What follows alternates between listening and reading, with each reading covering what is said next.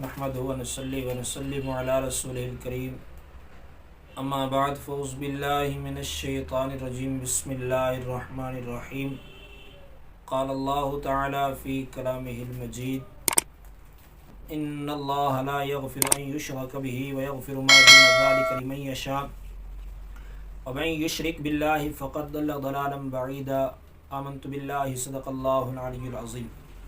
برادران اسلام، اس آیات مبارکہ میں اللہ رب العالمین ارشاد فرماتے ہیں ان اللہ لا یغفر ان یشرک بہ ویغفر ما دون ذلک لمن یشاء، بے شک اللہ اس کو نہیں معاف کرے گا کہ اس کے ساتھ شرک کیا جائے، اور جو گناہ اس سے کم ہوگا اس کو جس کے لیے چاہے گا وہ بخش دے گا۔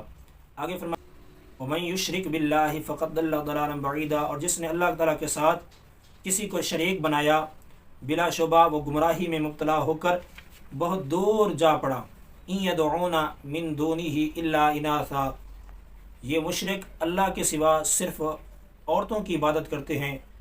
وَإِن يَدْعُونَ إِلَّا شَيْطَانًا مَرِيدًا، اور یہ صرف سرکش شیطان ہی کی عبادت کرتے ہیں۔ لعنہ اللہ وقال لأتخذن من عبادك نصیبا مفروضا، اللہ نے اس پر لعنت کی اور شیطان نے کہا میں تیرے بندوں میں سے ضرور مقرر حصہ لوں گا۔ وَلَأُضِلَّنَّهُمْ وَلَأُمَنِّيَنَّهُمْ وَلَآمُرَنَّهُمْ فَلَيُبَتِّكُنَّ آذَانَ الْأَنْعَامِ وَلَآمُرَنَّهُمْ فَلَيُغَيِّرُنَّ خَلْقَ اللَّهِ، اور مجھے قسم ہے میں ضرور ان لوگوں کو گمراہ کروں گا، اور میں ضرور ان لوگوں کے دلوں میں جھوٹی آرزوئیں ڈالوں گا، اور میں ضرور ان کو حکم دوں گا کہ وہ مویشیوں کے کان چیر ڈالیں، اور میں ضرور ان کو حکم دوں گا کہ وہ ضرور اللہ رب العالمین کی بنائی ہوئی صورت میں تبدیلی کریں۔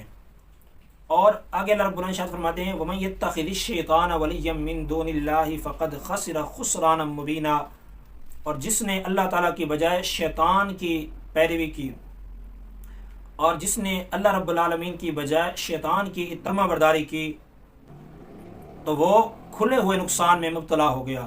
آگے اللہ رب العالمین فرماتے ہیں یعدہم ویمنیہم، وہ شیطان ان سے وعدہ کرتا ہے اور ان کے دلوں میں آرزوئیں ڈالتا ہے، اور شیطان ان سے جو وعدہ کرتا ہے وہ صرف دھوکہ ہے۔ اولئک مأواہم جہنم، یہ وہ لوگ ہیں جن کا ٹھکانہ جہنم ہے۔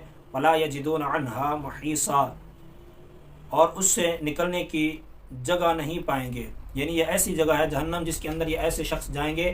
کیونکہ اب اس آیت مبارکہ کے اندر سب سے پہلی جو اللہ رب العالمین نے فرمایا کہ جس شخص نے اللہ رب العالمین کی ذات صفات یا کسی چیز کے اندر بھی کسی کو شریک ٹھہرایا، یعنی اس کی اللہ رب العالمین کبھی بھی بخشش نہیں فرمائے گا۔ دوسرا یہ کہ اللہ رب العالمین نے فرمایا کہ اس سے کم جتنا بھی کوئی گناہ کرتا ہے جس کے لیے چاہے گا اللہ رب العالمین اس کو بخش دے گا۔ اور اللہ رب العالمین نے آگے ارشاد فرمایا یہ مشرک جو ہیں اللہ رب العالمین کے سوا یہ عورتوں کی پوجا کرتے ہیں، ان کی عبادت کرتے ہیں، اور یہ صرف شیطان سرکش کی عبادت کرتے ہیں۔ چونکہ دیکھیے کہ اللہ تعالیٰ نے ان کے بتوں کو منس کیوں بیان کیا۔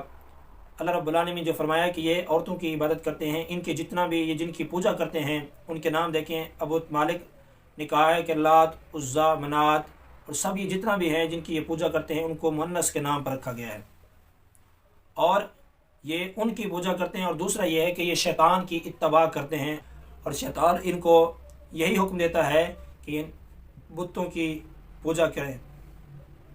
اور اس سے آگے اللہ رب العالمین نے فرمایا کہ ہم نے شیطان پر لعنت کی ہے، اور شیطان نے یہ قسم کھائی ہے کہ میں ضرور اللہ رب العالمین کے بندوں کو گمراہ کروں گا۔